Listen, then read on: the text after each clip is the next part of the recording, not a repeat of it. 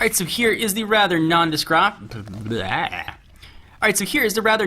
box for the LG Optimus G Pro behemoth. Let's go ahead and open this sucker up. It's going to be $199 with a 2-year contract, but of course, by the time you watch this video, definitely check with the carrier or other third parties to see what it's going to cost you. So it looks like our unit has been manhandled by AT&T PR, which kind of stinks. I always love pulling off the plastic. So here is the Optimus G Pro, which is a big phone, but I kind of dig it. Push it off to the side for a quick second. I promise we'll come back to it. We'll run through all the specs. Let's see what else we're going to have in the box. Quick start guide for, you guessed it, getting started quickly, safety and warranty information, and what's the warranty? Like, don't put it in the microwave. We also have, I'm guessing that's where the battery would go, but that appears like it's already in the phone.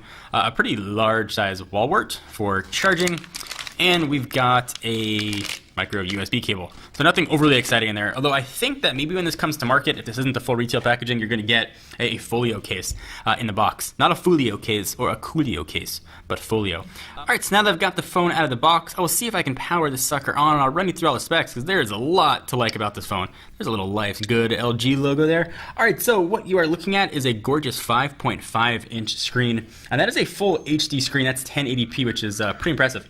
So it's going to be available on AT&T on the 10th that I mentioned for $199, but by the time you watch this video, prices may have changed, so check with the carrier or third-party retailer to see what the prices are at. Alright, so this guy weighs 6.14 ounces, being powered by a 3,140 milliamp hour battery. There's an Amber Alert going on evidently near us. It's got a Snapdragon 600, which is a beefy 1.7 gigahertz quad-core chip, 2 gigs of RAM, storage up to 32 gigs, expandable to 64.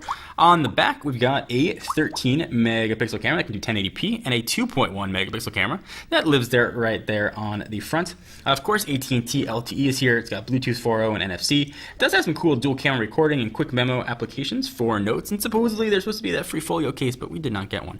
All right, so I think this is running Android 4.1.2, but we'll take a look in just a second. Whoa. We'll confirm. Amber Alert. Hopefully they find that car. So press and hold an app to drag to the home screen. There are a lot of apps on the home screen. See if I can find somewhere in here where settings live, and let's see what we got. So it's broken down to network, sound, display, in general, so I'm guessing the About the Phone will live in general. About Phone, let's confirm what we have running on here. So software information. We are running 4.1.2. All right, so let's continue our tour of the phone here. We've got a hard button on the left, which I'm guessing is going to launch the camera, but let's see. Launches their quick memo service, which you can use to draw right on the phone. So you can pick what you want, and you can just draw around, and you can save it if you choose to. I am not going to save it. So that's what that's going to launch. You've got right in the middle, sort of an oddly located volume rocker. On the right-hand side, that's where your power and lock button lives. On the bottom, 3.5 millimeter headset jack, and then you've got, of course, your noise canceling mic. We've got 2 capacitor buttons here living on the left and the right. We've got a back button and a menu button, a very thin home button with LED lights that'll glow around it. That is an extremely thin button here. But again, the story here is this gorgeous 5.5-inch screen. And LG skins are sort of light, not overly heavy, but you can see there's some kind of cool effects there. If we long press, this is where you can see apps, download widgets, and wallpapers. There's some custom LG action is, but all the widgets look to be pretty stock Android, save for a few. We'll pull this down. You've got some Q slide apps, which are kind of neat. If you go ahead and launch, like Calculator, for example, it's going to launch it up right on the screen.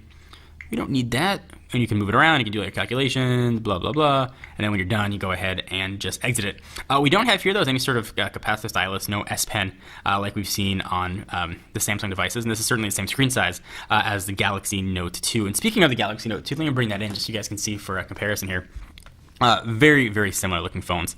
Certainly a much larger home button here on the Note 2 than we've got on the Optimus G Pro. So that's important to you. Definitely try it in the store. While being much more slender, you certainly can still press it pretty easily. So it is a removable battery, which I mentioned was the pretty beefy 3140 milliamp hours, and it is plastic back, which looks to be pretty close to the trend nowadays. See what that looks like. There's our NFC radio. We actually had an international unit that came in a few weeks ago, but I waited to do the review until I actually got a chance to try a carrier version. This one was kind of unique. It was meant for the Korean market, and it has, if I can find where it is, I think right here, a crazy long, like old school antenna looking thing. I kind of wanted to walk around with an antenna out and be like, hey, I can't hear you. Let me see if I can get some reception, and then pull that out. So a very similar looking phone is actually what ended up coming to the market. It uses micro SIM, and there's your expandable storage living there as well. So we'll put this guy through its paces, see what it can do, what it cannot do, and see if it's worth your hard-earned buying buck.